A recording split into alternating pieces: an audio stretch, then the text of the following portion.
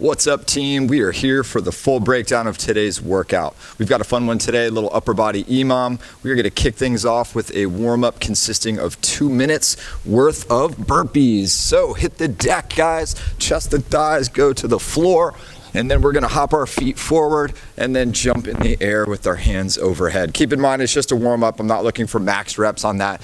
Just get moving for 2 minutes, nice and fluid. Then we're gonna go into 3 rounds of some shoulder prep. So we're gonna do 15 side raises. These are traditionally done with some light dumbbells or plates.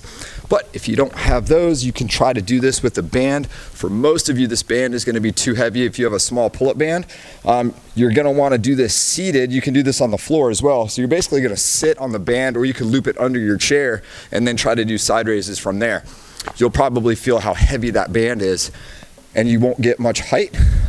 So it's okay if that is a partial move, if a band is all you've got, but feel free to resort to some soup cans or water bottles or whatever you've got to lighten that load.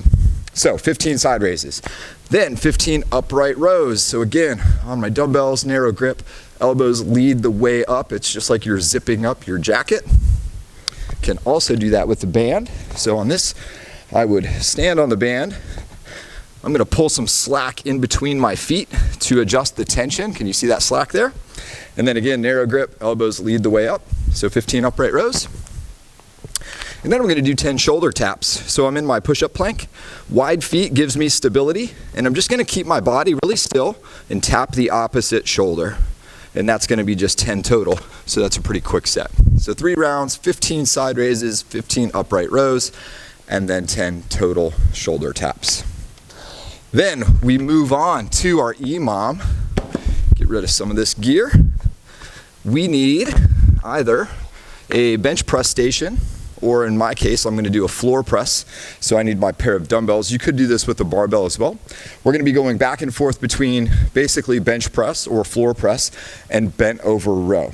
The format is gonna be a 12-minute EMOM. So every minute on the minute for 12 minutes. We're gonna alternate between the 2 moves. So the odd minutes, minute 1, 3, 5, and so on, we're gonna do 40 seconds worth of max reps of floor press. The even minutes, minutes 2, 4, 6, and so on, we're gonna do max reps bent over row in a 40-second period. So we're basically doing 40 seconds on, 20 seconds off. So for the floor press, I'm gonna hit the deck, as the name would tell you. I'm gonna grab my dumbbells. Basically, guys, I'm doing bench press. So the catch here is that my arm is smashing into the floor. So make sure that that's not hitting hard, but my hands are just outside my chest, and I'm pressing up to full extension and then gently tapping my triceps and elbows to the floor. So I'm gonna do as many of these as I can in 40 seconds. So if you have a pretty heavy set of dumbbells, you're obviously not gonna get as many reps, and that's cool. If you have a lighter pair, you're gonna really, gather up a bunch of reps, and that's awesome. We're looking for an upper body pump with this today. So then on the next minute, we've got 40 seconds worth of bent over row. So I have a flat back, my lumbar curve is visible. My weight is way back in my heels. The weights will want to pull you forward, but that's gonna put more stress on your low back. So make sure that's not happening. I'm gonna pull towards my midline and squeeze the heck out of my shoulder blades. So I wanna feel, my lat muscles working and the area between my shoulder blades. We should see that big squeeze. We don't wanna just be bent over pulling with our arms like this without the squeeze. That's not what we're after there. So make sure that back is working on that. So 12 minutes back and forth. 40 seconds of max reps floor press, 40 seconds of max reps bent over row for 12 minutes. Then you're gonna wanna recover and catch a little breather, get some water, that kind of stuff. That shouldn't be all that metabolic necessarily. It should just be muscular fatigue, and we should get a good chest and back pump. So then, for a little accessory work, for those of you that like training arms, you're gonna like this. We're gonna do 3 rounds of this routine. So we're gonna need a single dumbbell, or this could be done with a barbell. For overhead tricep extensions, we did some of these on a previous workout. But here's what we're gonna do. We're gonna do something called 21s. This is kind of an old bodybuilding, method, intensity method. There are a couple different variations of this. What we're gonna do is we're gonna break the number 21 reps down into 7s. So what we're gonna do is we're gonna do 7 reps at the bottom half of the move. Then we're gonna do 7 reps at the top half of the move. Then we're gonna do 7 full reps. So how this applies to the overhead tricep extension. I'm going to show this from the side so you can see my range of motion. So I'm all the way at the bottom. I'm going to extend about halfway up. And I'm going to do that for 7 reps. So I'm just at the bottom half. When I get to 7, now I'm going to do 7 reps at the top half. Okay?